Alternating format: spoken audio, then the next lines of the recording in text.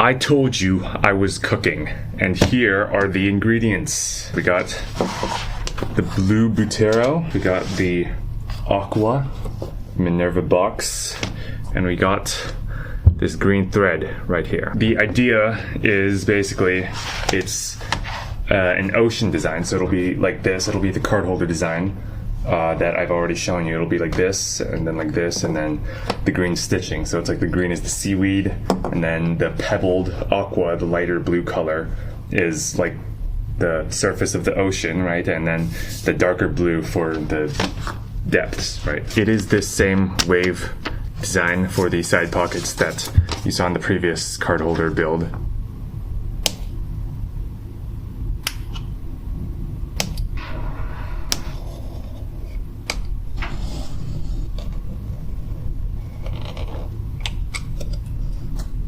This stuff really is so nice to cut because it's softer than the Butero, so it's less resistance, but it's also firm enough that it doesn't drag or anything.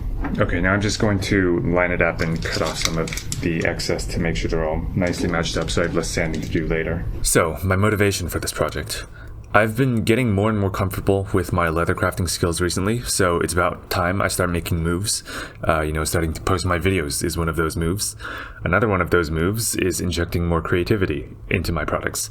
Handcrafted goods in this age are primarily an art form. I have no illusions about that. I can do all the R&D I want and make the most perfect functional wallet in the world, but still nobody would buy it because there's 100 other makers on Etsy and 1,000 other Chinese companies on Amazon selling their own wallets at way lower prices, which to the consumer's eye are indistinguishable from mine. So if it's an art form, I might as well make it artsy. Okay, so all the pieces should be matched up as perfectly as I can get them now.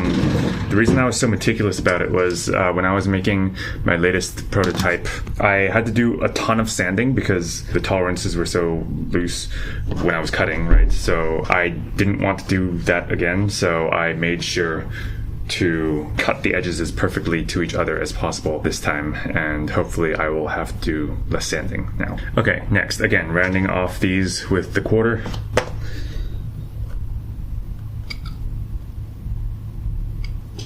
Now let's finish the edges on these two pieces because we won't be able to do it after we stitch.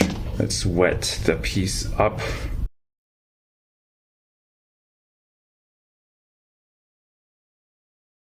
Okay, first pass is done. It's not too bad, not too bad.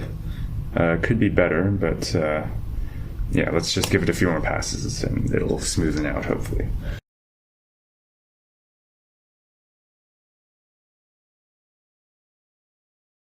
Okay, yeah, it's not too bad. Let's just go to the other piece.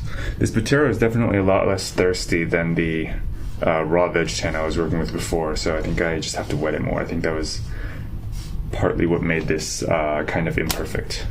So let's try just giving it a little more water.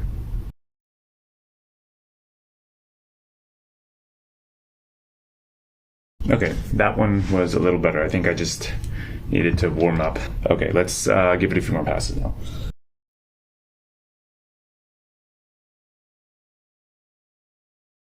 Okay, yep, that is a nice deep crease. Next we can move on to edging it.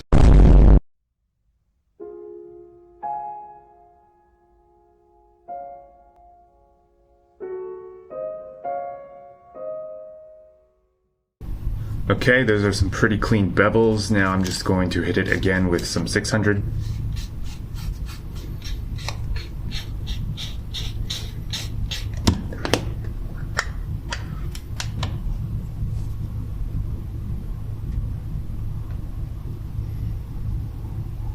God damn, look at that edge. That is a very pretty edge. I love how nicely Butero burnishes my raw veg tan that I was using in my previous videos. It doesn't burnish as well as Butero does for whatever reason.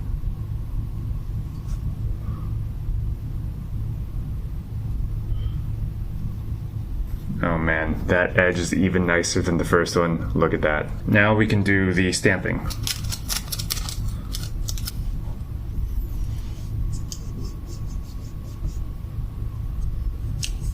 I'm I'm gonna do this off camera because I need a harder surface. Okay, turned out pretty decent. It's a little shallower than I would prefer, but I think that's just Botero because it's already so firm that it doesn't like to compress much. Okay, now that the outer pieces are totally finished, we can glue these up. I lied, I forgot a step. We actually have to burnish these also. So let's just do that.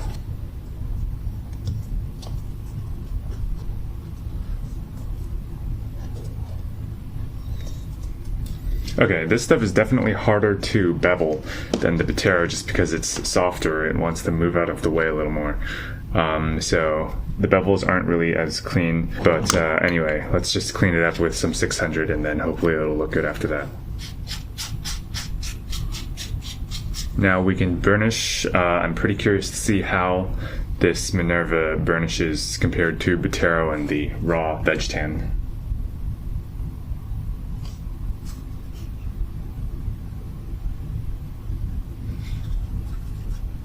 Okay, that is a very nice edge. For some reason I kind of was scared it wouldn't burnish as well as the Botero did, but it does, so it burnishes very nicely, so that's good. Let's do the other piece now.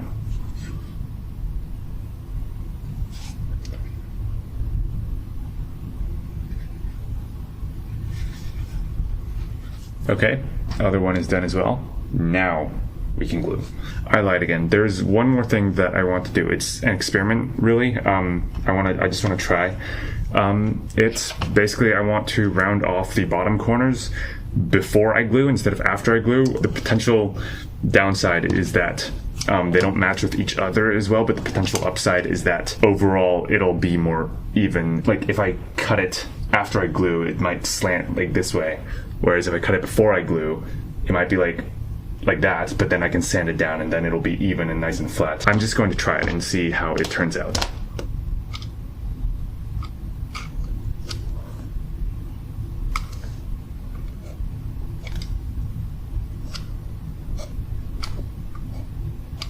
Okay, now we can glue, for real this time.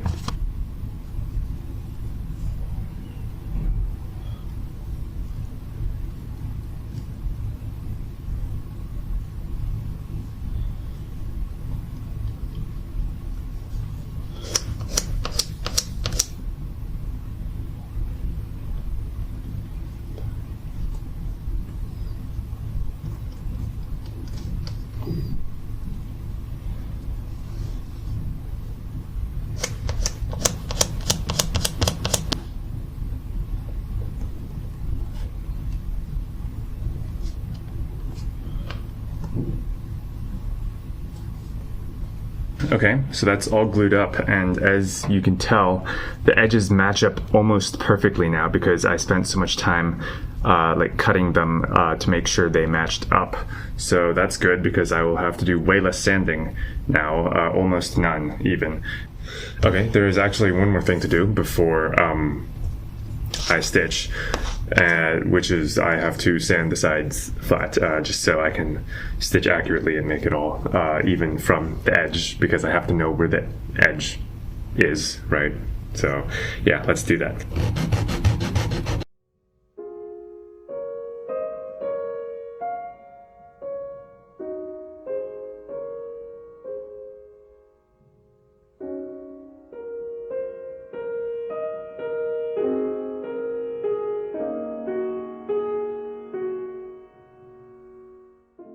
Okay, yep, time to start punching. So I'm gonna mark off my holes as usual. Just going to scribe it with the needle.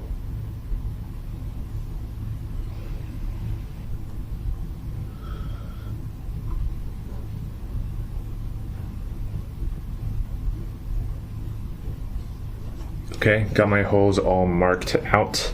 Now you know the drill. I'm going to go off camera. I'm going to punch it to avoid the noise. Okay, punching is all completed, and I am very happy with this because I think this is some of my straightest punching to date.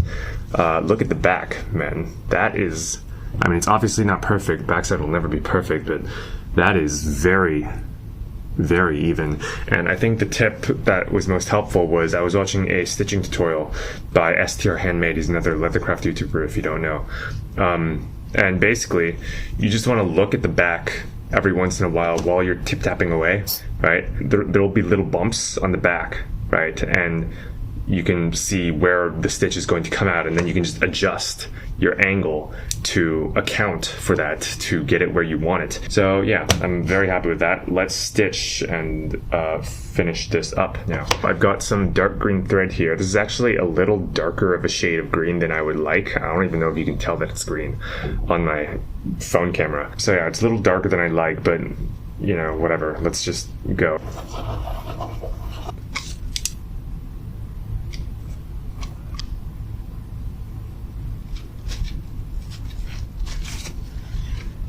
So, reflection.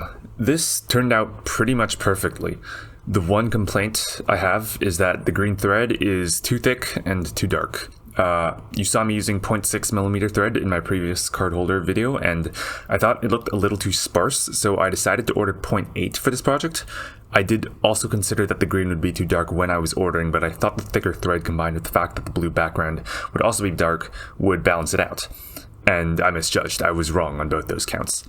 This next thing isn't exactly a complaint, but I originally was going to make the outer layer from Minerva Smooth, but Rocky Mountain Leather Supply didn't have dark blue Minerva in stock, so I just went with Botero.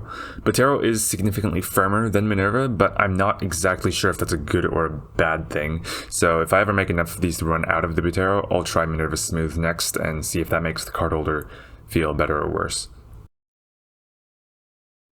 Okay, boom, stitching is done.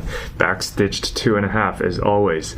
Wow, look at that back. That is so straight. That is incredible. Well, now there's just one thing left to do, which is to bevel, sand, and burnish these edges, and then we will be completely done.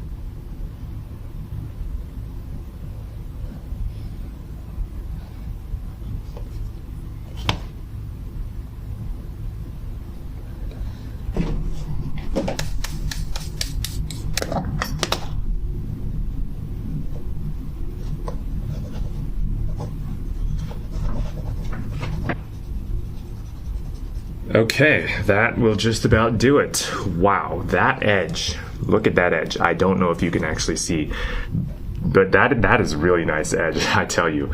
Holy. Yeah, I really cooked with this one. Yeah, that is nice. That is very, very nice. Holy.